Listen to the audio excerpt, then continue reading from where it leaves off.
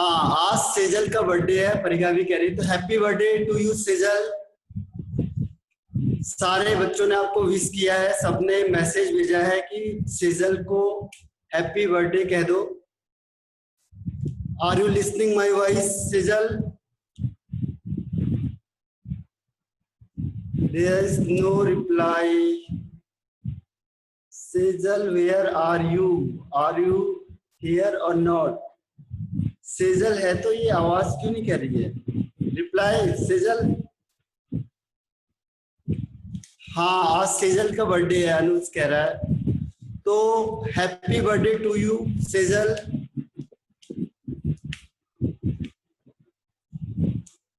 Thank you so much everyone. Sejal ने जवाब दे दिया सबको कि थैंक यू सो मच से इतना काम नहीं चलेगा, अब आगे के लिए कुछ पार्टी उर्टी का अरेंजमेंट भी करना पड़ेगा, कोई बात नहीं, हॉल बुक कर लेंगे हम आगे, कोई दिक्कत नहीं सेजल, डोंट वरी, ठीक है। और कुछ चीज का अरेंजमेंट होगा वो भी कर लेंगे, कोई दिक्कत नहीं है, आप बस पेमेंट कर लेना। हाँ, पार्टी पेंडिंग है, स्नेहा कह रही है, बिल्कुल पार्टी सेजल से ले लेंगे हम, कोई बात नहीं। और श्रुति ने आपको एक पार्टी का वो भी भेजा है, तो ये मॉर्निंग सेशन आपका इस समय पार्टी, खुशी ने भी बोला है कि पार्टी चाहिए हमें, तो सेजल देखो इतनी सारी पार्टी आ गई है। स्नेहा कह रही सारे अरेंजमेंट कर लो, देखो हमने सारे अरेंजमेंट कर लिए हैं। हाँ प्रसाद, मेरा जो बर्थडे है वो बहुत लेट आता है, वो आएगा दिसंबर में। तो यहां से अभिराम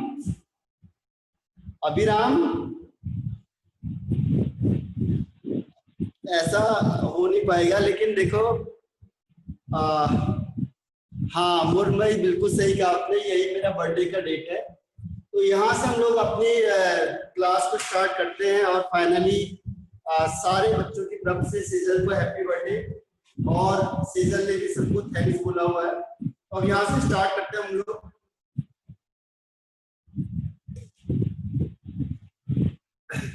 देखो इसमें प्रोटीन का एक लास्ट पॉइंट रह गया था, प्रोटीन के लास्ट पॉइंट को डी नेचर है, उसमें से कौन कौन से क्वेश्चन ज्यादा बनते हैं, कौन से क्वेश्चन बनते हैं ज्यादा, या कौन से क्वेश्चन पूछे जाते हैं, ठीक है। उसमें लास्ट क्वेश्चन काफी इंपॉर्टेंट था, उससे मैं एक बार रिवाइज करवा देता हूं आपको, that is denaturation of protein. Protein का डी नेचुरेशन, आपको पता है नेचुरल को आपने क्या करना है, डी नेचुरल करना, डी नेचुरल। तो इसका मीनिंग कोई बता सकता है क्या होता है, denaturation of protein? Denature से हम कैसे कर सकते हैं? डी नेचर का मतलब एक्चुअल में क्या होता है कि जब कोई भी प्रोटीन क्या करता है, बायोलॉजिकल लॉस कर देता है, कोई चीज प्रोटीन है जो वो बायोलॉजिकल एक्टिविटी को लॉस कर देता है, अपनी बायोलॉजिकल एक्टिविटी को क्या करेगा, लॉस कर देगा। जैसे कोई पर्सन नेचर वाइज अलग था, आपने क्या किया, उसे डी नेचर कर दिया, यानी उसकी एक्टिविटी सारी क्या कर दी, खत्म कर दी, ठीक है। तो उसकी सारी activity by increasing the temperature, हाँ बिल्कुल सही है निरंजन।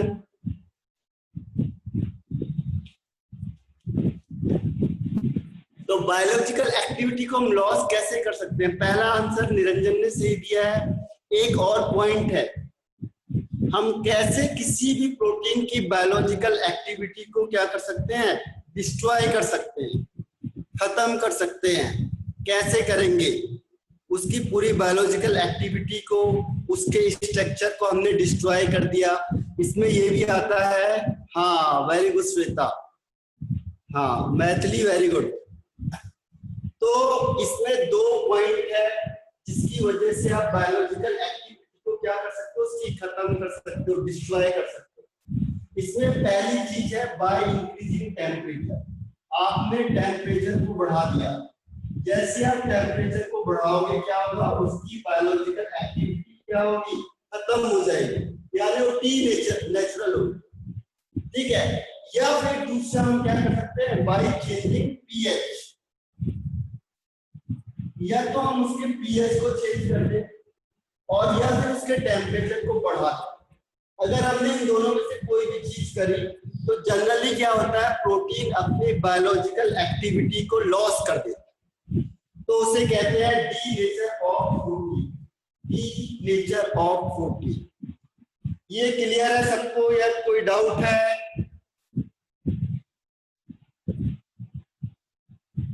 इसमें एक चीज ध्यान रखना है, विदाउट ब्रेकिंग पेप्टाइड बॉन्ड्स, इसमें ध्यान रखना है कि अच्छा एक चीज बताओ मुझे कि इसमें एक और क्वेश्चन आता है, क्वेश्चन तो यही आएगा आपका, देखो टेम्परेचर का एग्जांपल भी पूछ सकता है वो आपसे, कौन सा एग्जांपल है, पीएच का एग्जांपल भी पूछ सकता है कि कौन सा है जो पीएच के बेस में एग्जांपल है, एग्जांपल और एक ही जो पूछता आपसे कि कौन सा स्ट्रक्चर डिस्ट्रॉय होगा, कौन सा स्ट्रक्चर है जो डिस्ट्रॉय होगा और कौन सा स्ट्रक्चर डज नॉट डिस्ट्रॉय,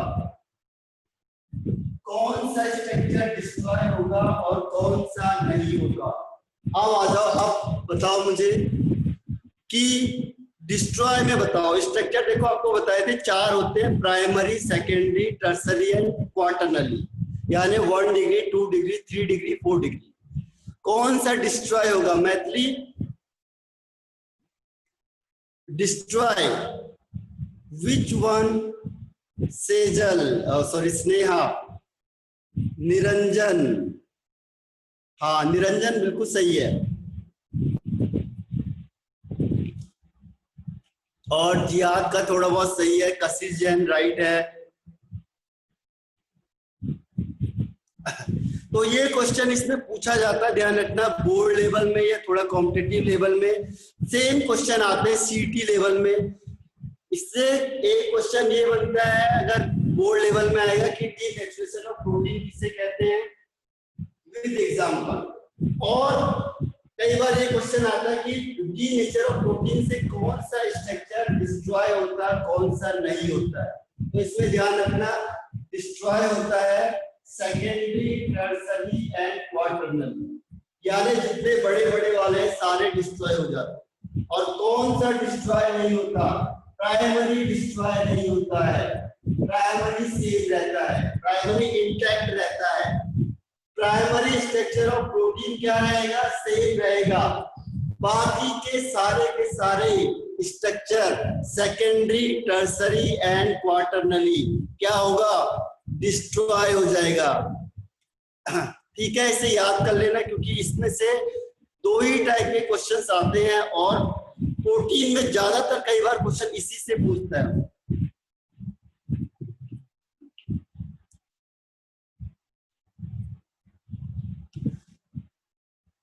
क्यों डिस्ट्रॉय होगा? देखो होता क्या है, टर्सरी है स्ट्रॉन्ग, देखो होता क्या है कि प्राइमरी वाला स्ट्रक्चर क्या होता है, इसमें जो पेप्टाइड बॉन्ड होता है प्राइमरी बॉन्ड का वो सीधा लीनियर होता है। लीनियर क्या होता है? सबसे ज्यादा स्ट्रॉन्ग माना जाता है क्योंकि लीनियर के बीच में जो बॉन्डिंग होती है कॉम्पैक्ट बॉन्डिंग होती है। और यहाँ पे क्या होता है कि चीजें डायमेंशनल हो जाती है, 1 डायमेंशन, 2 डायमेंशनल, इस तरीके का स्ट्रक्चर हो जाएगा।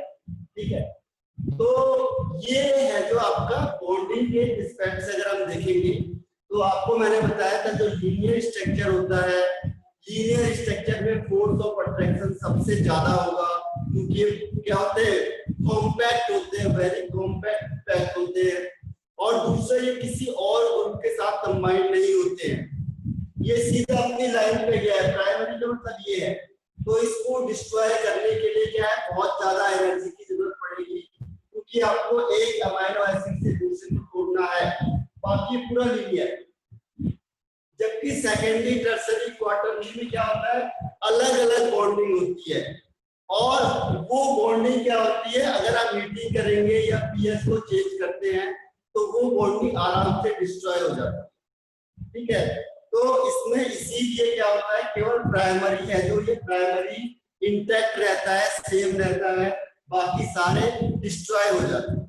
एग्जाम्पल से देखिए, देखो आपने देखा होगा एग, एग को जैसे हमने बॉयल किया, ये टेम्परेचर का चेंज है, ध्यान रखना। एग को आप बॉयल करते हो तो क्या होता है, एग पहले सॉफ्ट था और उसके बाद क्या हुआ, वो हार्ड में चेंज हो गया, सॉलिड बन गया। तो क्या हुआ वहां पे, इंक्रीज इन टेम्परेचर का एग्जांपल होगा एग को बॉयल करना। और पीएच को चेंज करने का एग्जांपल है मिल्क को किसमें चेंज करना है, मिल्क टू कर्ड। ठीक है, तो ये इंग्लिश से ही क्वेश्चन पूछा जाता है आपसे, कोई भी लेवल होगा, आसान से ही क्वेश्चन आता है। बायोलॉजिकल एक्टिविटी को लॉस करेगा, किसकी वजह से, दो वजह से हो सकता है, टेम्परेचर या तो इंक्रीज करेगा और या फिर जो पीएच को चेंज करेगा। टेम्परेचर को चेंज करने का एग्जांपल है एग को बॉयल कर दो, पीएच को चेंज करने का एग्जांपल है कि मिल्क कर्ड में चेंज हो जाती है। और कौन कौन से स्ट्रक्चर डिस्ट्रॉय होते हैं, कौन से नहीं होते हैं, तो ध्यान रखना सेकेंडरी, टर्सरी एंड क्वार्टरली क्या होंगे, डिस्ट्रॉय हो जाएंगे। लेकिन जो प्राइमरी वाला है वो डिस्ट्रॉय नहीं होता है। क्लियर है यहां तक? इन्हीं में से क्वेश्चन पूछा जाएगा आपका डीनेचुरेशन में से। Any doubt? ये लिख लिया आप लोगों ने? ये मान के चलो आप लोग, अच्छा लिखो, इसे लिख लो।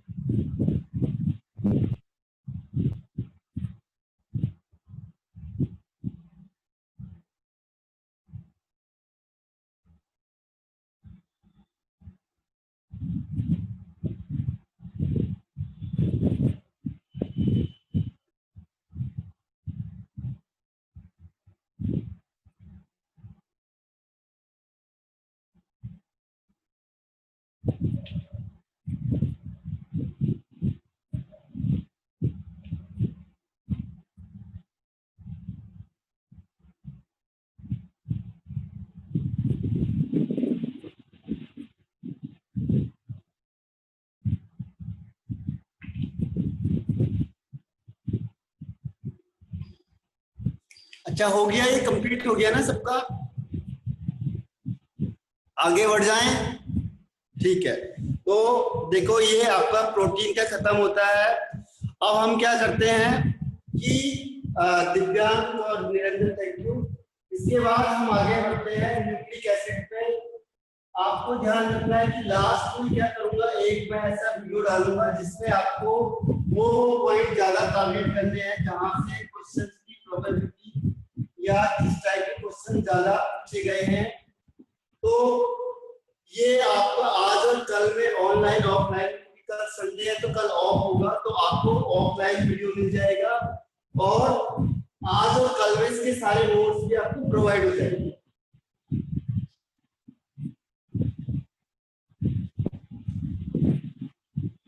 कल ध्यान रखना ऑनलाइन लेक्चर नहीं होगा संडे को किसी भी सब्जेक्ट का।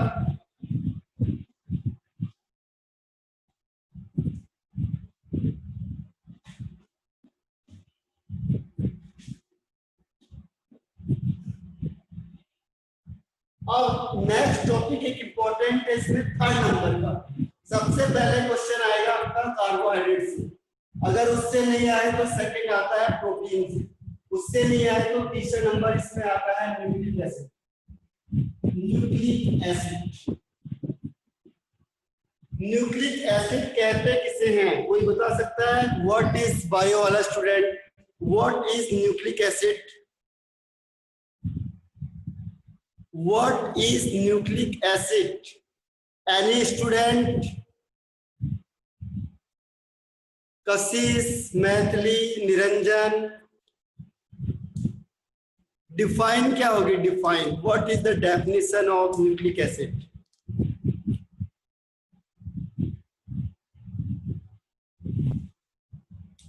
हाँ खुशी, सारे चीज सेल में ही होती है।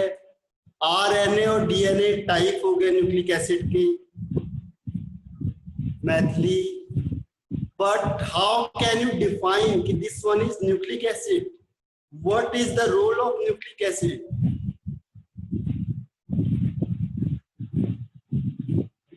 हाँ ठीक है, लगभग निरंजन।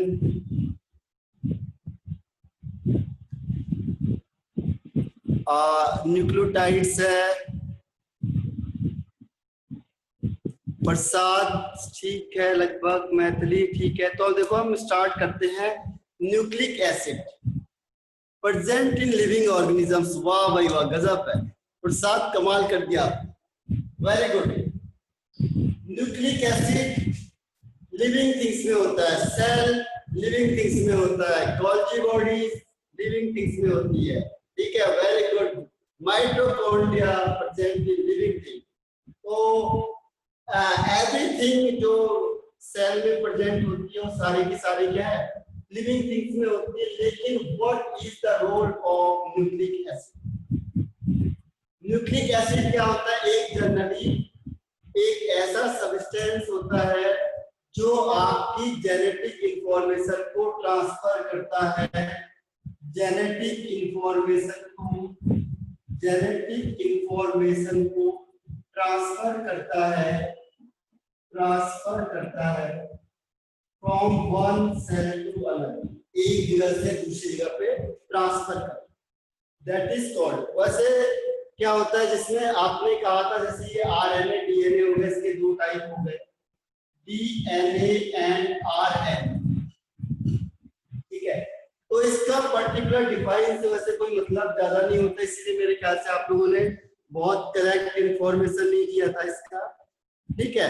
तो क्या करता है डीएनए, सॉरी, जो न्यूक्लिक एसिड होता है जनरली जो जेनेटिक इंफॉर्मेशन होती है आपकी, उसे ट्रांसफर करेगा टू अनदर सेल के लिए। तो ये हमारे पास दो होते हैं जनरली, एक होता है आरएनए और एक होता है डीएनए। अब आपको ये बताना है कि आरएनए कहाँ पे प्रेजेंट होता है और डीएनए कहाँ पे प्रेजेंट होता है।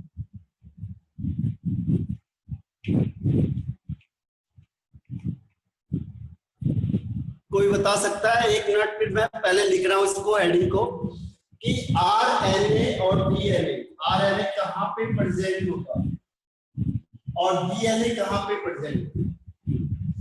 अब मुझे आंसर बताओ, किसी को पता है तो। हाँ, कशिश जैन बिल्कुल सही है, और जियाद सही है, खुशी सही है, आकांक्षा, वैदेही, प्रसाद, खुशी, वेरी गुड, सही आंसर है, ठीक है। तो जनरली क्या होता है, DNA present in nucleus, very good कशिश जैन, दिव्यांग, वेरी गुड। और तो देखो, जो आरएनए होता है जनरली प्रेजेंट इन साइटोप्लाज्म, और डीएनए प्रेजेंट होता है न्यूक्लियस। इसीलिए जनरली न्यूक्लिक एसिड भी कहा जाता है, क्योंकि जनरली दोनों क्या होते हैं, न्यूक्लिक एसिड में ही होते हैं, उसी के आसपास है। तो न्यूक्लियस है एंड साइटोप्लाज्म, तो ये आपका हो गया। लेकिन हमारे पास केमिस्ट्री में ये नहीं आता, क्योंकि ये बायोलॉजी का ज्यादातर पोर्शन है, ये आपको इंफॉर्मेशन है। अब हम आते हैं केमिस्ट्री वाले पार्ट में। हाँ, मैथिली आपने सही बोला है। तो अब हम यहाँ पे आते हैं, जो हमारा मेन पार्ट है केमिस्ट्री का। मीन्स ये वाले क्वेश्चंस केमिस्ट्री में नहीं पूछे जाते हैं जनरल, कि ये कहाँ प्रेजेंट होगा या ये क्या है। जो केमिस्ट्री में क्वेश्चन आएगा वो अब आएगा, जो मैं आपको आगे बता रहा हूँ, ठीक है। केमिस्ट्री में क्वेश्चन ये आता है कि बताओ जो आपका न्यूक्लिक एसिड है वो किस किस चीज से मिलकर बना है, यानी इसका पॉलीमर। ये मैंने आपको पॉलीमराइजेशन में भी पूछा था। तो जितने भी बायोमोलिक्यूल्स है आपके, बायोमोलिक्यूल्स जितने भी हैं, दिस इज बायोपॉलीमर। बायोपॉलीमर है सबके सब, जितने भी आपको दिख रहे हैं न्यूक्लिक एसिड या protein, carbohydrate, this is bio polymer. तो इसमें क्वेश्चन ये आता है कि बताओ जो न्यूक्लिक एसिड है आपका, न्यूक्लिक एसिड किसका पॉलीमर है? एक मिनट, अभी मैं देख नहीं पाऊंगा। अब मुझे आंसर देना कि न्यूक्लिक एसिड किसका पॉलीमर है। यस निरंजन राइट है। और कशिश जैन, हाँ आपने पूरा ही बता दिया। मैथिली राइट है। अनुष्का, कौशिक रेड्डीज राइट आंसर है। तो देखो मैं बताने जा रहा हूं कि जो न्यूक्लिक एसिड होता है this is the polymer of nucleotides. अब यहां से केमिस्ट्री स्टार्ट होती है क्योंकि क्वेश्चन अब केमिस्ट्री में पूछा जाएगा आपसे। वेरी सिंपल क्वेश्चन होगा, जैसे आपने देखा था बायोमोलिक्यूल्स में भी क्वेश्चन पूछा जाता है कई बार। तो उसमें यही पूछा गया होगा कि न्यूक्लिक एसिड को बताओ, न्यूक्लिक एसिड किस कंपाउंड का पॉलीमर है, दैट इज न्यूक्लियोटाइड्स। अब न्यूक्लियोटाइड्स किस किस चीज से मिलके बना हुआ? ये तीन चीजों से मिलके बना होता है, 1, 2 और 3। पहले जनरली तो एक काम करते हैं, पहले इसको दो टाइप से दिखाते हैं, फिर उसे तीन करते हैं। पहले आप दिखाओ कि न्यूक्लियोटाइड्स के दो टाइप कौन कौन से। कोई एक मिनट आप देना मुझे आंसर। आप बताओ न्यूक्लियोटाइड्स के कौन से दो टाइप होते हैं?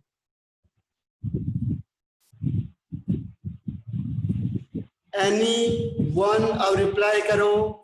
नहीं जियाद मिस कर गए। मैथिली सही है, अनुष्का सही है, कशिश जैन,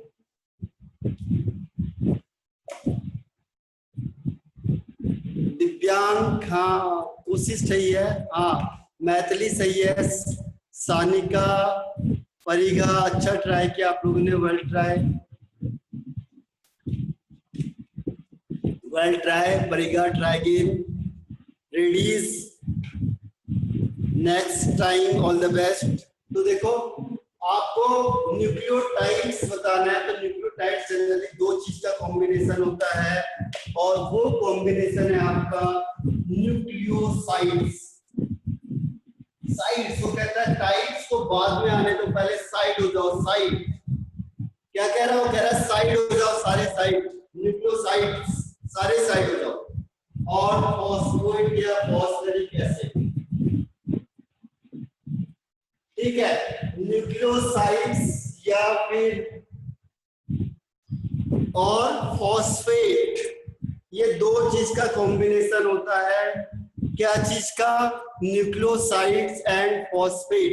तो न्यूक्लियोटाइड्स है जो आपका, that is the combination of nucleosides and phosphate या फॉस्फोरिक एसिड या फॉस्फेट ग्रुप। अब बताओ जो न्यूक्लियोसाइड्स होता है अब किसका कॉम्बिनेशन है? न्यूक्लियोसाइड्स किसका कॉम्बिनेशन है? हाँ निरंजन बिल्कुल सही। और बुक से देखते ही कोशिश मत करना बिल्कुल भी, मैं यहां से देख रहा हूं आप लोगों को। आप सोच रहे हो कि मुझे दिख नहीं रहे हो आप लोग, बट डोंट अंडरस्टिमेट। रेडीज सही है, मैथिली सही है, गौरी मिस कर गई। तो देखो कशिश जैन सही है, लेकिन थोड़ा सा मिसिंग हो गया आपसे भी। देखो न्यूक्लियोसाइड्स जनरली होता है दो चीज का combination. First one is sugar and second one is nitrogenous base, यानी जिसमें नाइट्रोजन होते हैं ऐसे base, nitrogenous base and sugar. ठीक है, आप देखो शुगर के भी, चलो बता देता हूं आपको, दो टाइप होते हैं। शुगर के भी दो टाइप होते हैं। कोई बताएगा कौन कौन से टाइप होंगे? देखो विद इन 10 मिनट में ये ऑफ हो जाएगा, आपको फिर से रिज्वाइन करना है। शुगर के 2 टाइप होते हैं, कौन कौन से? निरंजन सही है, मैथिली सही है, गौरी रॉन्ग है, जियाद सही है, रेडिस राइट। देखो बायो वाले आंसर दे सकते हैं क्योंकि उन्होंने पढ़ा हुआ है। कशिश जैन सही है। ठीक है, तो इसका आंसर होगा 2 टाइप। देखो यहीं से आपने डिफरेंशिएट कर दिया।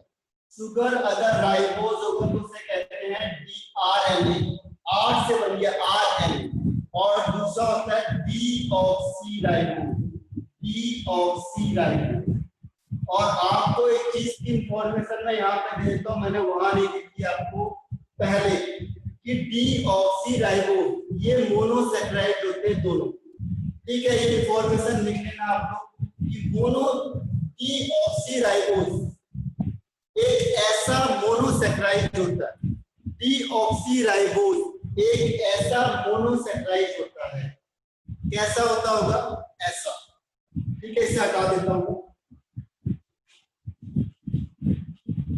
कैसा है? ऐसा है, वैसा है, जैसा।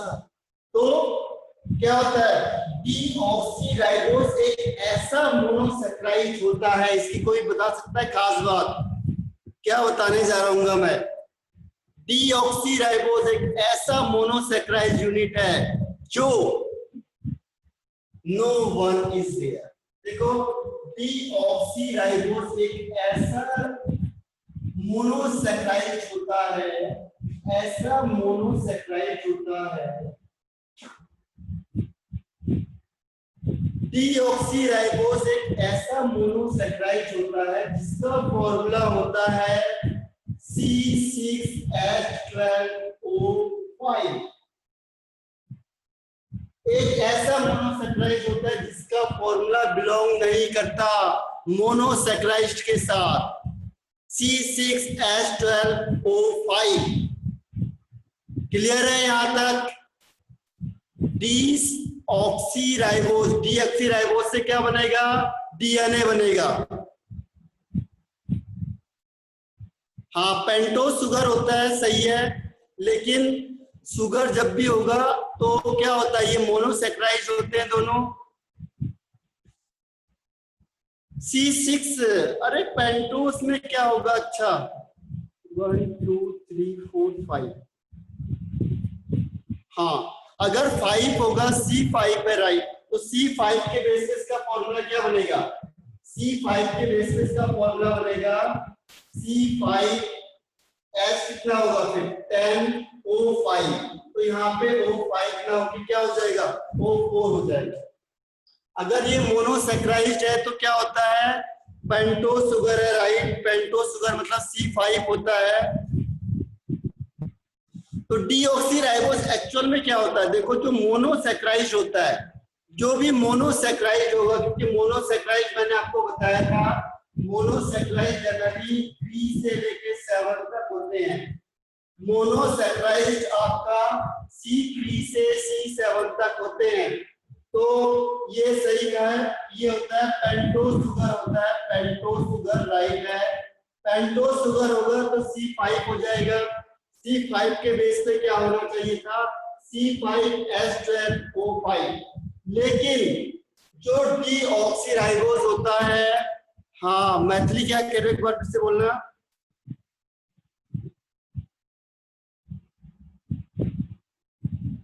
एक्चुअल में क्या होता है? जो डीऑक्सीराइबोज होता है उसमें जो सेकेंड पोजीशन होती है डीऑक्सीराइबोज में, ध्यान रखना, C2 पोजीशन होती है, जो उसका जो ऑक्सीजन होता है वो क्या होता है? ऑक्सीजन एब्सेंट होता है। इसीलिए इसमें क्या होता है? इसके नाम से देख लो ना, डीऑक्सी मतलब क्या हुआ? एक ऑक्सीजन का मॉलिक्यूल यहाँ से रिलीज हो गया, निकल गया, और इसकी वजह से डीएनए बनता है, डीएनए। तो डीएनए, डीऑक्सी से आपको पता चल रहा होगा कि जो राइबोज होता है, राइबोज से एक ऑक्सीजन कम, डीऑक्सी मतलब एक ऑक्सीजन कम होगा, वन ऑक्सीजन एटम कम हो जाता है, और वो कहां से होता है?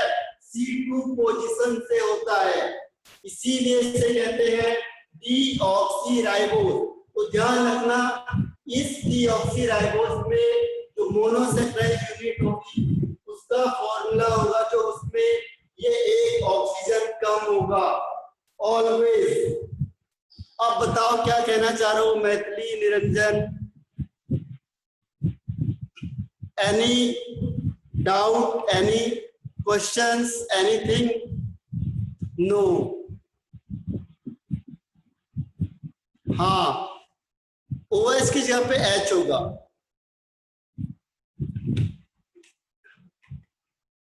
राइट, तो यहाँ पे क्या है कि इसीलिए इसको क्या बोल दिया? डीऑक्सी बोला हुआ है। तो ये भी राइबोस, पेंटो शुगर में ये भी राइबोस है और ये भी राइबोस है, दोनों के दोनों राइबोस है। और राइबोस मीन तो क्या क्या? मोनोसेक्राइड। लेकिन इसका क्या कह दिया इन्होंने? डीऑक्सी। डीऑक्सी का मतलब क्या हुआ कि एक ऑक्सीजन एटम कम होगा जो भी राइबोस होगा।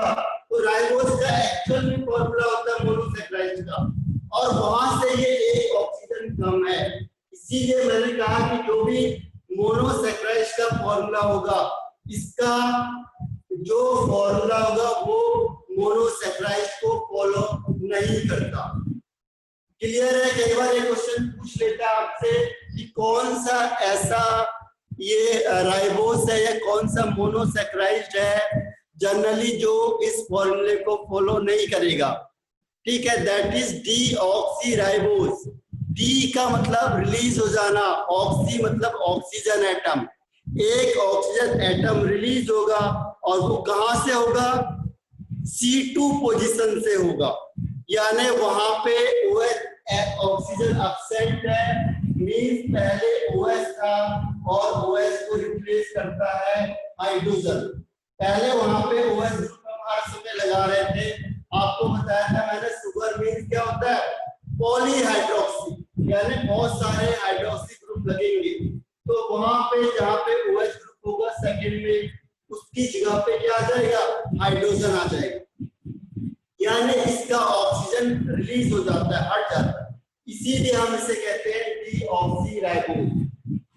तो ये क्लियर हुआ सबको कि पेंटो शुगर होता है जो इसमें हमारे पास दो होते हैं, एक होता है राइबोस और राइबोस से बनता है RNA, और सेकंड होता है डीऑक्सीराइबोस और इससे बनता है DNA। ठीक है, अब हम पेंटो शुगर से जाते हैं और अब आते हैं नाइट्रोजनस बेस। तो मैं इसे हटा देता हूँ, एक बार इसे पूरा बना लेता हूँ। इसको मेल याद रखना है, और इसी में पूरा का पूरा न्यूक्लियो एसिड है जो आपकी, वो इसी पूरे चार्ट पे डिपेंड करती है। न्यूक्लिक एसिड है आपकी जो, वो पूरे इस चार्ट पे डिपेंड करेगी। आपको केमिस्ट्री में किस टाइप के क्वेश्चन आएंगे और बायो में किस टाइप के आते हैं, दोनों का क्वेश्चन का पूछने का तरीका क्या होता है? अलग होता है। पूछने का तरीका अलग क्यों हो जाएगा? क्योंकि हर एक के देखने का तरीका क्या होगा? अलग होगा। केमिस्ट्री वाले केमिस्ट्री की तरफ से देखते हैं और बायो का तरीका क्या होगा? बायोलॉजिकल तरीके से देखने का होगा। चैप्टर सेम है, बताया आपको सेम जाएगा, लेकिन क्या होगा? क्वेश्चंस का जो लेवल है, तरीका है, वो डिफरेंट हो जाएगा। तो सबसे पहले मैंने आपको बताया था यहाँ पे न्यूक्लिक एसिड होता है। न्यूक्लिक एसिड जो है आपका, इसे मेन से याद कर लेना। न्यूक्लिक एसिड आपको पता है ये बनेगा आपका न्यूक्लियोटाइड से। न्यूक्लियोटाइड्स आपके दो चीज से बने होते हैं। पहला है आपका न्यूक्लियोसाइड्स, कहता है चलो साइड हो जाओ, और दूसरा होता है इसमें फॉस्फेट ग्रुप। फॉस्फेट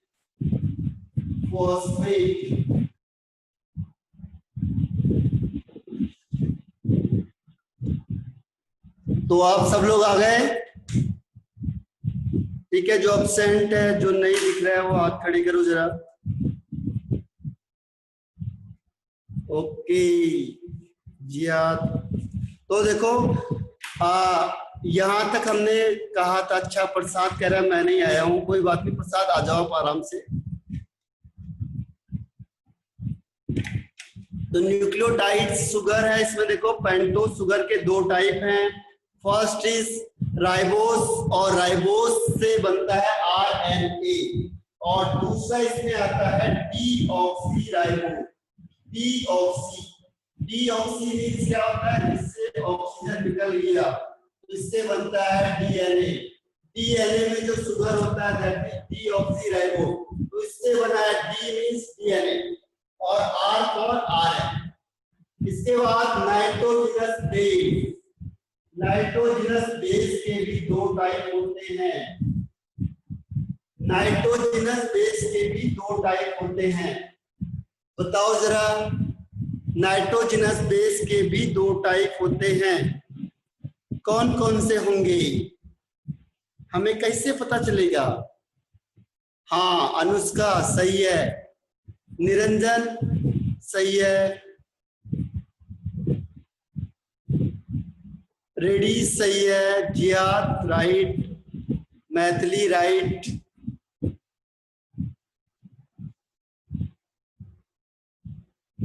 और कोई आंसर? नाइट्रोजनस बेस के देखो दो टाइप होते हैं, अब मैं बताने जा रहा हूं आपको, ठीक है। नाइट्रोजनस बेस के दो टाइप होते हैं, एक है आपका प्यूरिन्स, इसको हटा देता हूं, थोड़ा सा अच्छा नहीं लग रहा मुझे, इसको यहां लिख देता हूं, ठीक है। आई डोंट लाइक दिस, तो यहां पे आएगा पहला purines, and second is pyrimidines।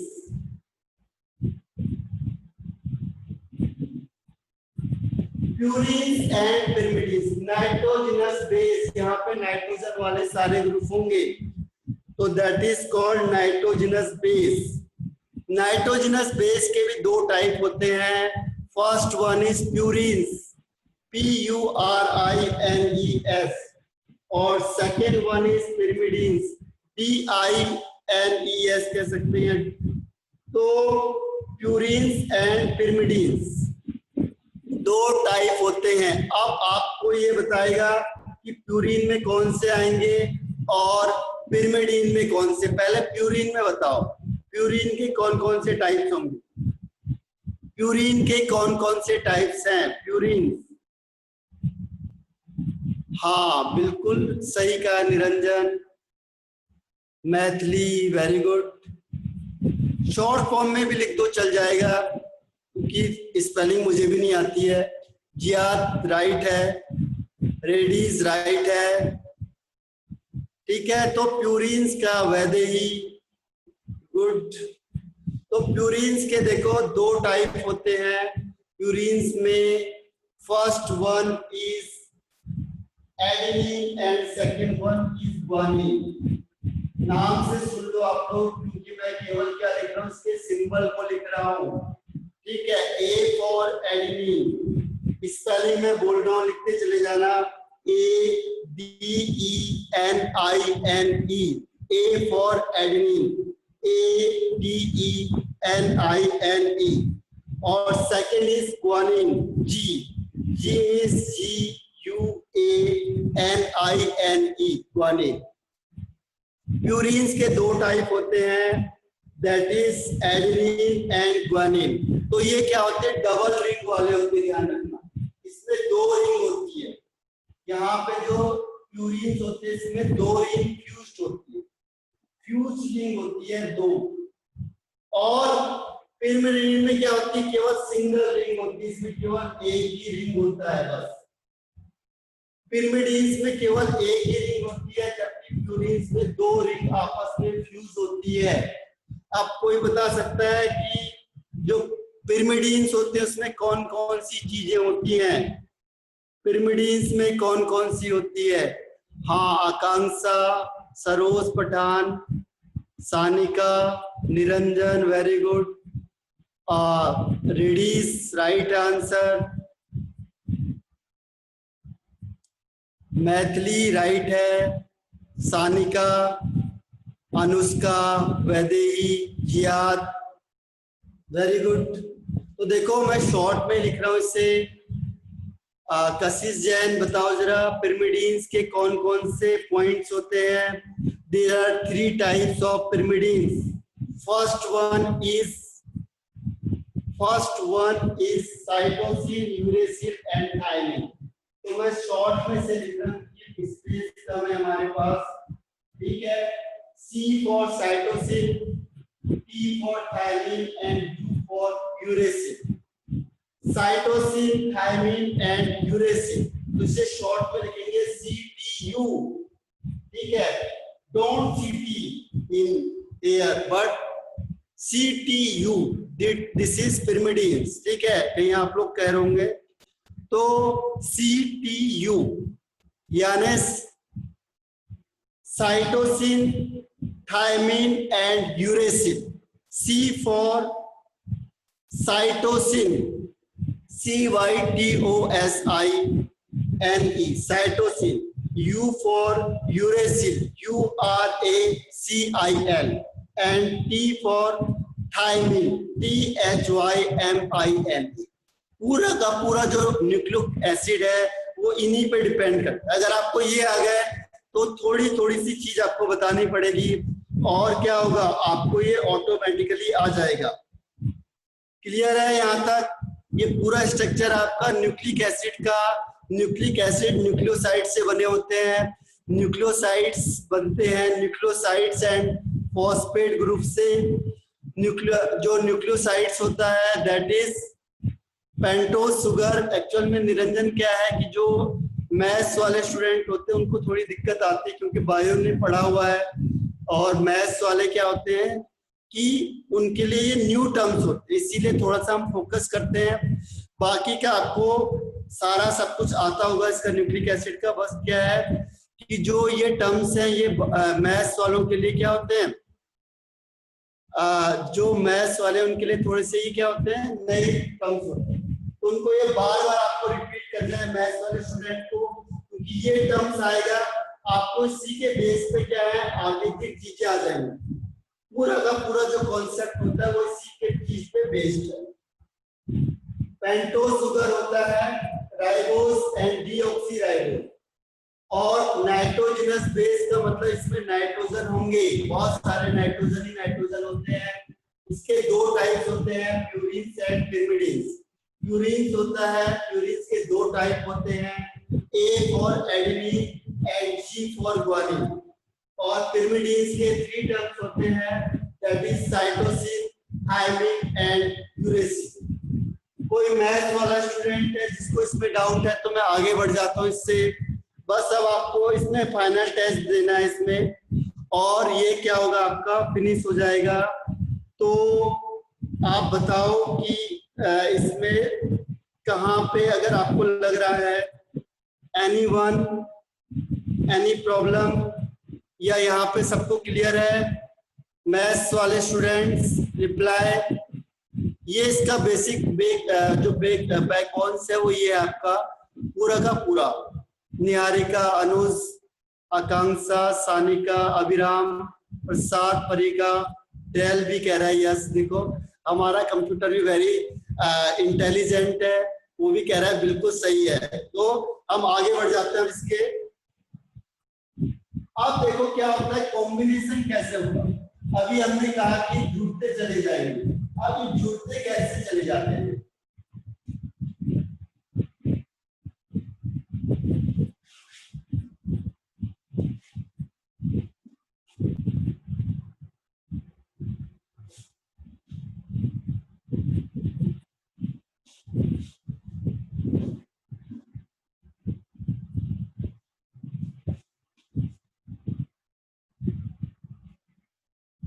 तो यहाँ पे जो जुड़ने का तरीका अभी मैंने आपको बताया था कि अब हम क्या करेंगे, इसके स्ट्रक्चर पे आएंगे।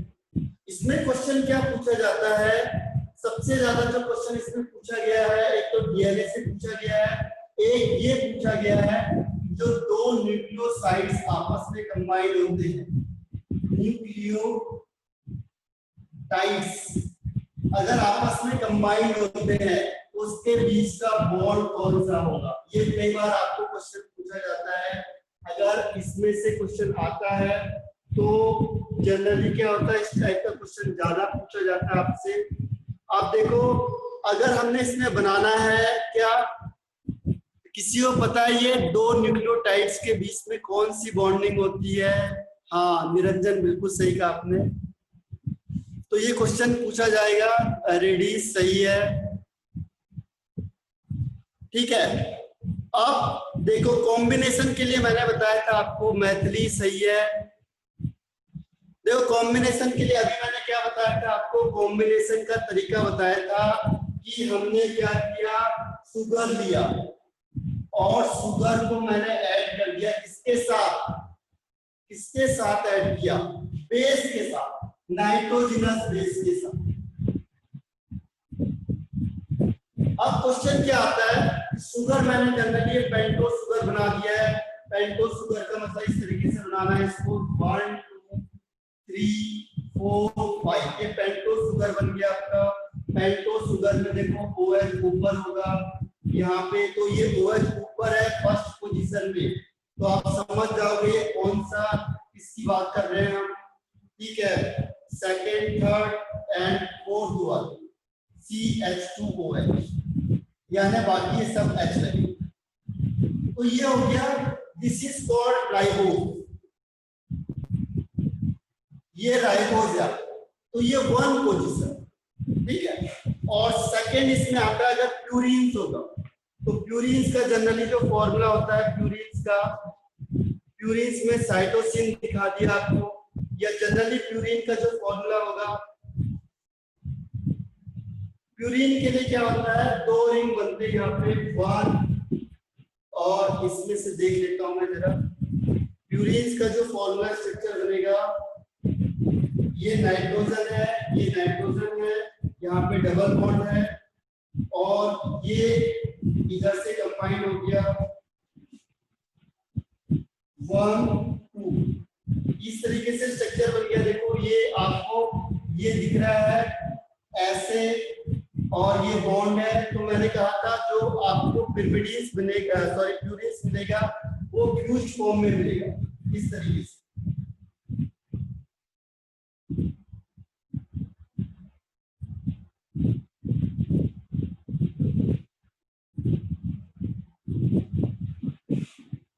अब क्या होता है इसमें जो नंबरिंग होती है आपकी, नंबरिंग कैसे होगी, नंबरिंग यहां से होगी 1 2 3 4 5 6, 1 2 3 4 5 6 हो गया। उसके बाद क्या होता है, यहाँ से 7 8 और 9, तो दिस इज कॉल्ड पिरिमिडीन्स। अब आपको ये बताना है, बायो वाले स्टूडेंट, ये आपका पेंटो शुगर, पेंटो शुगर में मैंने लिया राइबोज और दूसरा मैंने ले लिया पिरिमिडीन। अब आपको ये बताना है कि ये वाला कौन सा और ये वाला कौन सा अटैच होगा आपस में, कौन कौन से, पेंटो शुगर का पहले लिखना है और पिरिमिडीन का बाद में लिखना है, कौन कौन से नंबर आपस में कंबाइंड होंगे।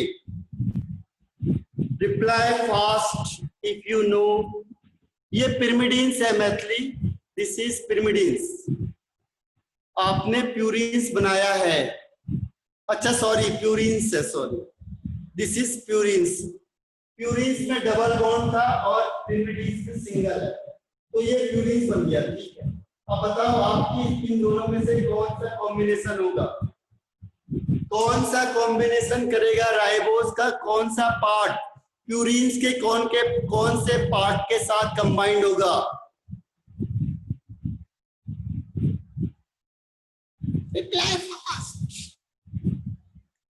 कोई जानता है इसको? No no no no no, मैंने नंबरिंग करी हुई है इसमें, देखो हाँ मैथिली राइट है, नंबरिंग देखो मैंने किया हुआ आपको, क्योंकि क्या होता है नंबरिंग का मेन है इसमें। देखो फिर से देखो, नंबरिंग में जो राइबोज है उसकी नंबरिंग कहाँ होगी, 1 2 3 4 and 5, this is the numbering of ribose. और ये है आपका प्यूरिन्स का, गलती से गलत आदमी आ गया, पता नहीं चला, एंटर कौन कर रहा है, ठीक है, दिख नहीं रहा था ये, तो दिस इज प्यूरिन्स। तो प्यूरिन्स में क्या होता है, डबल, मैंने आपको कहा था 2 रिंग वाले दिखेंगे तो प्यूरिन्स है, और अगर 1 रिंग वाला होगा तो पिरिमिडीन्स है। तो 2 रिंग दिख गए मुझे, यानी प्यूरिन्स है। अब कॉम्बिनेशन क्या होगा, अगर मैंने कहा कि प्यूरिन्स राइबोस है और ये प्यूरिन्स होगा तो इसमें कॉम्बिनेशन कैसा होगा, कौन सा पार्ट किसके साथ जुड़ेगा। तो इसमें ध्यान रखना आप लोग, राइबोस का फर्स्ट वाला पार्ट, राइबोस यानी कि शुगर का फर्स्ट वाला पार्ट C1 अटैच होगा किसके साथ, प्यूरिन्स के 9 वाले पार्ट के साथ, यानी N9, यानी यहाँ पे अटैच होगा, दिस इज 9। ध्यान रखना, जब आप शुगर को किसके साथ अटैच करोगे, प्यूरिन्स के साथ, तो क्या होगा, C1 वाला पार्ट अटैच होगा N9 वाले पार्ट के साथ, यानी इस नाइट्रोजन के साथ अटैच होगा, इस नाइट्रोजन के साथ अटैच होगा। तो this is called the combination. Combination, अगर आप क्या करोगे, शुगर को अटैच करोगे प्यूरिन्स के साथ, तो C1 वाला पार्ट अटैच होगा किसके साथ, N9 के साथ। C1 वाला पार्ट अटैच होगा N9 के साथ। क्लियर है या नहीं है? अगर आपने राइबोस शुगर लिया है और उसको कंबाइन करोगे, अटैच करोगे प्यूरिन के साथ, तो C1 कंबाइंड होगा हर हमेशा N9 के साथ। समझ में आ रहा है या नहीं आ रहा है? हाँ, आकांक्षा क्या होता है कि जो पोजीशन क्या होती है सबसे ज्यादा रिएक्टिव होती है, वहीं पे क्या होता है, रिएक्शन होता है। जहां पे कोई भी कंपाउंड, हाँ मैथिली बताओ, मैथिली, ये कॉम्बिनेशन ऐसा क्यों हो सकता है?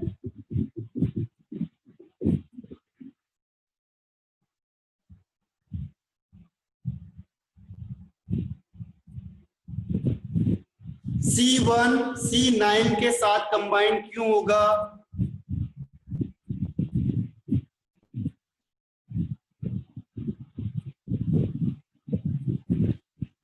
Anyone reply? बायो वाले स्टूडेंट्स, कि जो मैंने प्यूरिन्स बोला था आपको, C1 है जो वो N9 के साथ कंबाइंड हो रहा है, why, what is the reason कि जो आपका प्यूरिन है उसके 9 के साथ ही कंबाइंड होता है, क्यों?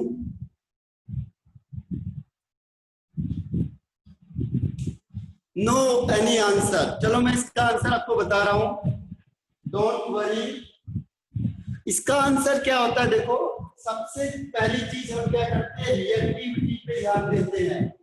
सबसे पहले आपने देखा होगा कि कॉम्बिनेशन जब हमने किया था इसमें कार्बोहाइड्रेट में भी, तो कार्बोहाइड्रेट में हमने देखा कि 1 से या 4 से हम रिएक्शन करवा रहे हैं। व्हाई? 1 क्या होता है, जनरली 1 वाला पार्ट होता है जिसमें C1 of sugar, C1 of sugar या राइबोस जो भी लेंगे हम, उसमें आपको पता है कि C1 पोजीशन में क्या होता है, हमारा फंक्शनल ग्रुप प्रेजेंट होता है। C1 मींस होता है फंक्शनल ग्रुप, और फंक्शनल ग्रुप क्या होता है, ज्यादा रिएक्टिव होता है।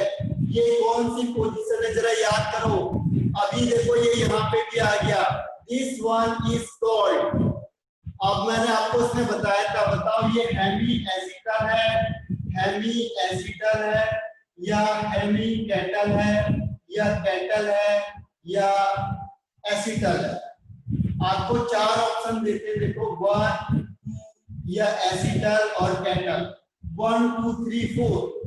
इसमें से आप इसको बताओ राइबोस में कौन सी पोजीशन होगी, हेमी एसिटल या हेमी कैटल या एसिटल या कैटल? वेरी गुड निहारिका, जिसको कॉन्सेप्ट क्लियर है, देखो हेमी एसिटल याद करो, कैटल कशिश जैन, मैथिली, वेरी गुड। तो यहाँ पे देखो यही अप्लाई करना है आपको, जो मैंने कॉन्सेप्ट बताया था हेमी एसिटल हेमी कैटल, अब मुझे यहाँ हर जगह अप्लाई करना है। तो जब हम फाइनल स्टेज पे जाएंगे तो क्या होगा, उसे अप्लाई करना पड़ेगा। तो this one is called hemiacetal, और हेमी एसिटल क्या होता है, ये रिएक्टिव ज्यादा होते हैं। रिएक्टिविटी ज्यादा करते हैं, लोग कंबाइन होने की कोशिश करते हैं, तभी तो क्या होता है ये रिड्यूसिंग शुगर होते हैं। रिड्यूसिंग का मतलब क्या, वो दूसरे को रिड्यूस करने की सोचेंगे, बहुत जल्दी उसके साथ रिएक्शन करने की सोचेंगे। यानी कि यहाँ पे जो फंक्शनल ग्रुप होगा या यहाँ पे जो C1 पोजीशन होगी दैट इज हेमी एसिटल, और हेमी एसिटल जो ग्रुप होगा ये जनरली क्या होता है, रिएक्टिव होता है, ये रिएक्शन करना पसंद करेगा, रिएक्टिव होगा। रिएक्टिव होता है तभी तो ये रिड्यूसिंग एजेंट है, इसका मतलब राइबोज इज रिड्यूसिंग एजेंट, ये रिड्यूसिंग होता है। अगर मैंने पूछ लिया आपसे कि ये रिड्यूसिंग शुगर क्यों है, ribose is reducing sugar why, because of hemiacetal. Hemiacetal group होने की वजह से क्या होगा, ये रिएक्टिव होगा, तो इसका C1 पार्ट सबसे ज्यादा रिएक्टिव होगा, इसीलिए ये रिएक्शन करेगा। क्लियर है? क्लियर है यहाँ तक कि जो राइबोस होता है उसका C1 पोर्शन सबसे ज्यादा रिएक्टिव होगा। आकांक्षा, जियाद, क्लियर है? और कोई ऐसा जिसको क्लियर नहीं है? क्लियर है, वेरी गुड। कोई डाउट हो तो फिर से पूछना मुझे। देखो हेमी एसिटल होगा और ये रिएक्टिव ज्यादा होता है C1 पोर्शन में, क्योंकि फंक्शनल ग्रुप होता है, यहाँ पे फंक्शनल ग्रुप कंबाइंड हो गया, कंबाइंड होने की वजह से क्या होगा, रिएक्टिविटी ज्यादा होगा। अब क्वेश्चन ये आता है कि ये वाला नाइट्रोजन क्यों रिएक्टिव है, ये 9 वाला जो नाइट्रोजन है वो रिएक्टिव क्यों है। पहला क्वेश्चन मैंने आपको बता दिया कि C1 हेमी एसिटल होता है और उसकी रिएक्टिविटी ज्यादा होती है, इसीलिए जनरली ये C1 के साथ ही कंबाइंड होगा, चाहे वो राइबोस हो चाहे डीऑक्सीराइबोस हो। यहाँ पे ये 9 के साथ क्यों रिएक्टिव होना चाहिए, तो इसे मैं रख कर रहा हूं। देखो ये वाला रीजन मैंने बता दिया आपको, फर्स्ट वाला। अब 9 वाला रीजन अगर कोई बता दे कि जो ये 9 नाइट्रोजन है यहाँ पे क्यों अटैच हो रहा है, थोड़ा सा दिमाग लगाओ, थोड़ा सा अगर दिमाग लगा दिया आपने तो आप समझ जाओगे कि प्यूरिन्स के 9 वाले के साथ क्यों अटैच हो रहा है। तो उसका सीधा सा रीजन देखो, रिएक्टिविटी है सब कुछ। आप बाकी आप सारे नाइट्रोजन देखो, अगर मैंने कहा 1 3 नाइट्रोजन, जो ये 3 नाइट्रोजन कौन कौन से नाइट्रोजन जिनकी पोजीशन है 3 1 और 7, 3 1 और 7 जो नाइट्रोजन की पोजीशन होती है, ये नाइट्रोजन की पोजीशन क्या है, यहाँ पे देखो गौर से डबल बॉन्ड है, और डबल बॉन्ड होने की वजह से क्या होगा, रिएक्टिव ज्यादा होना चाहिए था, लेकिन ये रिएक्टिव कम हो जाएगा। व्हाई? डबल बॉन्ड ज्यादा रिएक्टिव होते हैं, और देखो 1 3 और 7 में डबल बॉन्ड है, ये ज्यादा रिएक्टिव होने चाहिए थे लेकिन कम क्यों है। रिप्लाई फास्ट, अगर जिसको आता है, नहीं आता तो मैं बताऊंगा। तो इसका रीजन देखो वेरी सिंपल है। हाँ मैथिली सही पहुंच गए आप लोग, वेरी गुड। ये है रेजोनेंस, एरोमेटिक रेजोनेंस।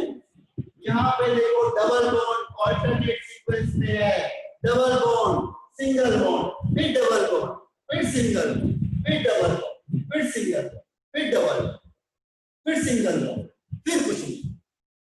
आया समझ में? कॉन्सेप्ट समझ में आया आपको?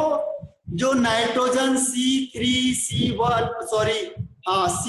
C3 और C7 है, वहां पे क्या होगा, डबल बॉन्ड है, लेकिन डबल बॉन्ड के साथ साथ आपको क्या दिख रहा है, रेजोनेंस दिख रहा है, और रेजोनेंस की वजह से क्या होगी, इनकी स्टेबिलिटी ज्यादा हो जाएगी, इनकी स्टेबिलिटी क्या होगी, ज्यादा होगी। लेकिन जो 9 वाला है इस बेचारे के पास कोई नहीं है, इसका नाइट्रोजन का ये इलेक्ट्रॉन क्या कर रहा है, घूम रहा है, कह रहा है कोई मेरे साथ कंबाइंड हो जाओ, मैं यहाँ पे क्या हूँ, अकेले अकेले पक गया हूँ लॉकडाउन की वजह से। ठीक है, तो क्या होता है, वो घूमता रहता है, कोई अगर उसके साथ कंबाइंड होना चाहता है तो यहाँ पे ये क्या करता है, C1 रिएक्टिव है, यहाँ पे 9 रिएक्टिव है, ये दोनों आपस में कंबाइंड कर जाएंगे। तो ये रीजन क्लियर हुआ। और जो नाइट्रोजन 9 वाली पोजीशन होती है वहां पे क्या होता है, लोन पेयर होता है, और लोन पेयर क्या होता है, लोकेलाइज होता है। ये कहीं पे घूम नहीं रहा है, लोकेलाइज होगा। और लोकेलाइज होने की वजह से क्या होगा, इसकी रिएक्टिविटी ज्यादा हो जाएगी, यानी स्टेबिलिटी कम होगी। रिएक्टिविटी ज्यादा हो गई यानी कि स्टेबिलिटी क्या होगी, लोकेलाइज होगा। तो लोकेलाइज यानी अपनी जगह पे फिक्स है, तो कोई भी आएगा उसके साथ क्या करेगा, रिएक्टिव कर सकता है, तो रिएक्टिविटी बढ़ जाएगी यानी स्टेबिलिटी कम हो जाएगी। क्लियर है, यहाँ तक डिक्रीज हो जाएगी और रिएक्टिविटी बढ़ जाएगी। देखो ये इलेक्ट्रॉन है, कहाँ जाएगा बेचारा, कहीं नहीं जा सकता, कोई इसको रेजोनेंस नहीं दे रहा है, डबल बॉन्ड नहीं हो रहा। वेरी गुड जी, आज क्लियर है ये पॉइंट सबको, क्लियर, यस और नहीं है तो no, is it clear, yes और no. Very good, very good, Subodh, Anushka, Khushi, Kashish Jain, Maithili, clear हो गया कॉन्सेप्ट आपको, निहारिका, स्नेहा, वेरी गुड। तो देखो कॉन्सेप्ट का मेन मैंने आपको पहले ही फंडा बताया था, सारा फंडा ऑर्गेनिक का एक ही चीज पे डिपेंड करता है, दैट इज स्टेबिलिटी। जिसकी स्टेबिलिटी ज्यादा और जिसकी स्टेबिलिटी कम, जिसकी स्टेबिलिटी सबसे कम होगी वो सबसे ज्यादा रिएक्टिव होगा, या जहां पे पोलर नेचर हो, कई आपको फैक्टर बताए हैं, वहां पे रिएक्टिविटी ज्यादा होगी, इसीलिए C1N9 के साथ कंबाइन होगा। आप इसे उठा के यहाँ रख सकते हो, बस इसको उठाओ यहाँ रख, ठीक है।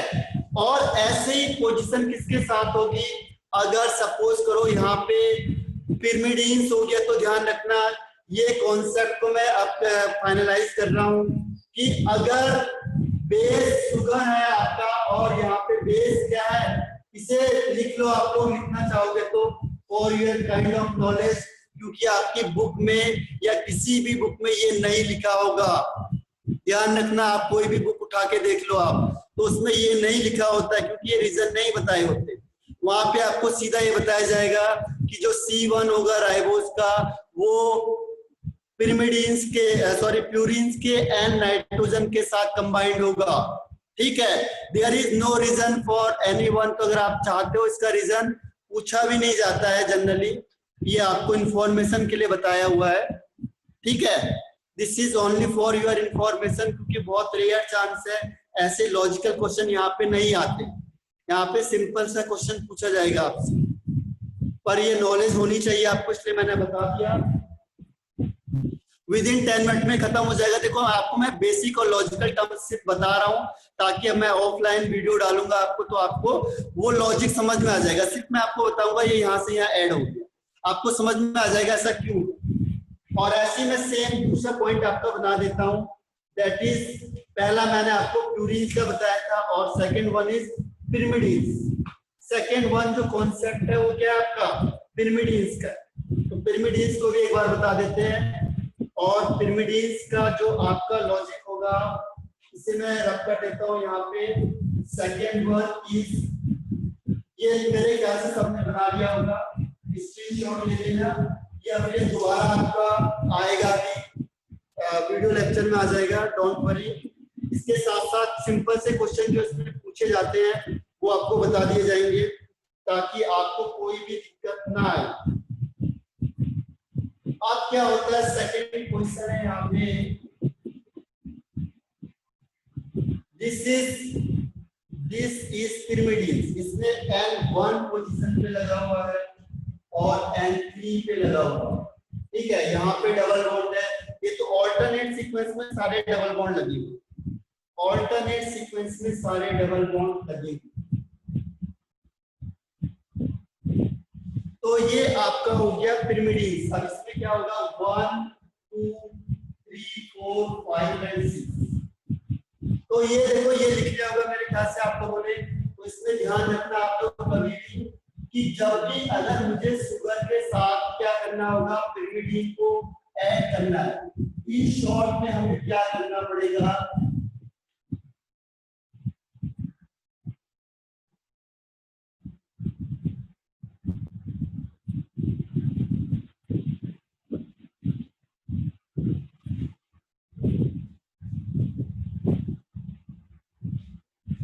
इन शॉर्ट में ध्यान रखना, अगर शुगर होगा, नाइट्रोजन शुगर होगा, नाइट्रोजन पेंटो शुगर प्लस पिरिमिडीन होगा, बार बार पिरिमिडीन ही है, प्यूरिन होगा, तो इसमें कॉम्बिनेशन होगा C12N9।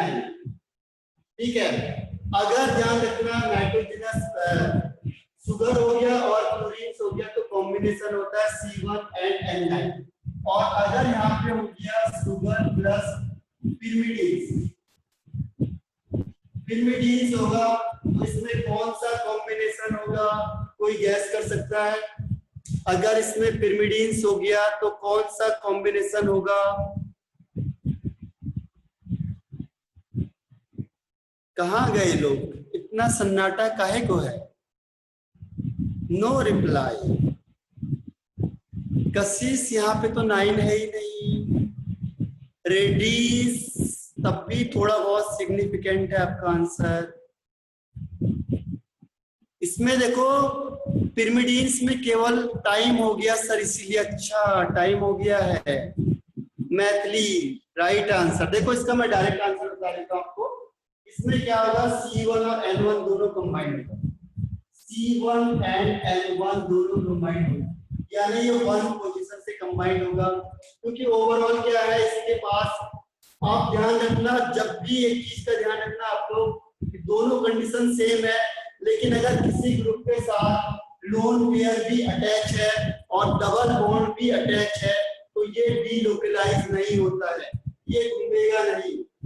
ये ध्यान रखना आप लोग कभी भी कि अगर कोई भी एटम है और उसके पास डबल बॉन्ड है और इसके पास लोन पेयर है तो ये लोन पेयर कभी भी रेजोनेंस में पार्टिसिपेट नहीं करेगा।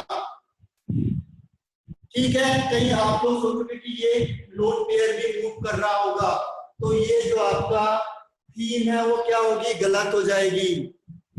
क्लियर हो गया सबको? तो ये लोन पेयर क्या होगा, इसका लोकलाइज्ड होगा। तो यहाँ पे क्या है कि ये 1 पोजीशन दोनों जगह पे जाने के लिए फ्री हो जाएगा, क्योंकि दोनों की कंडीशन लगभग सेम होती है। यहाँ पे भी देखो सेम कंडीशन डेवलप हो रही है और यहाँ पे भी लगभग सेम कंडीशन डेवलप हो रही है, दोनों की कंडीशन सेम है, इक्विवेलेंट पोजीशन पे आ चुके हैं लगभग। इसके पास देखो यहाँ से भी सेम कंडीशन है, इसके पास भी सेम कंडीशन। तो क्या होता है, वो अपनी कन्वीनियंट के लिए जहां पे, क्योंकि ये पार्ट नीचे होता है तो इसीलिए क्या करते हैं, इस पार्ट को कन्वीनियंटली उससे आपको सरलता हो जाए, इसीलिए प्रेफरेंस देते हैं C1 एंड N1। ठीक है, तो जो पिरिमिडीन्स होगा उसमें C1 एंड N1 का कॉम्बिनेशन होगा, जबकि प्यूरिन्स में C1 एंड N9 का कॉम्बिनेशन होगा। यहां तक क्लियर हो गया सबको?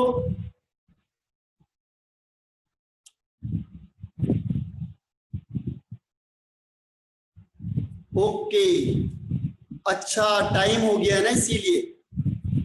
तो देखो यहां से आपका, अब देखो इसमें केवल क्या करो आप लोग खुद, लास्ट पॉइंट है बस, एक पॉइंट और बता रहा हूं मैं, बाकी आपको सारा ऑफलाइन में मिलेगा क्योंकि सैटरडे और संडे 2 दिन है। बहुत सिंपल सा है, इसके मैं आपको सारे क्वेश्चन भी बता दूंगा, जितने टाइप के इसमें क्वेश्चन पूछे जाते हैं वो सारे टाइप के मैं आपको क्वेश्चन भी बता दूंगा, ताकि आपको दिक्कत ना आए कैसे कैसे टाइप के क्वेश्चन ये पूछे जा सकते हैं। अब आपको क्या करना है, फाइनलाइज करना है इसका। लास्ट में आपको एक चीज करनी है, पहले आपने तीनों को प्लस करना है, sugar plus base, nitrogenous base plus phosphate को ऐड करके बनाना है कि क्या क्या चीजें बन सकती है, बुक में भी बना हुआ है। आप स्टेट बोर्ड को देखो, वही इनफ है इसमें। और सेकंड चीज आपको क्या करनी है, ये बना लिया आपने। सेकंड आपको डीएनए का स्ट्रक्चर बनाना है, डीएनए का स्ट्रक्चर बनाओ कैसा बनेगा। और थर्ड पॉइंट इसमें आपने क्या करना है, आरएनए और डीएनए में डिफरेंस, आरएनए और डीएनए का डिफरेंस। और लास्ट इसमें आ जाएगा टाइप्स ऑफ आरएनए। बस ये पूरा चैप्टर आपका खत्म हो जाएगा। तो ये पॉइंट हम डिस्कस करेंगे, एक बार आप देख लेना इसको। ठीक है, ऑफलाइन वीडियो में हो सकता है आपको सारा अवेलेबल हो। ठीक है, तो यहाँ तक हम फिनिश करते हैं। अगर कोई भी क्वेरीज या क्वेश्चन हो तो message me directly. Satendra Singh signing off, goodbye and have a nice day.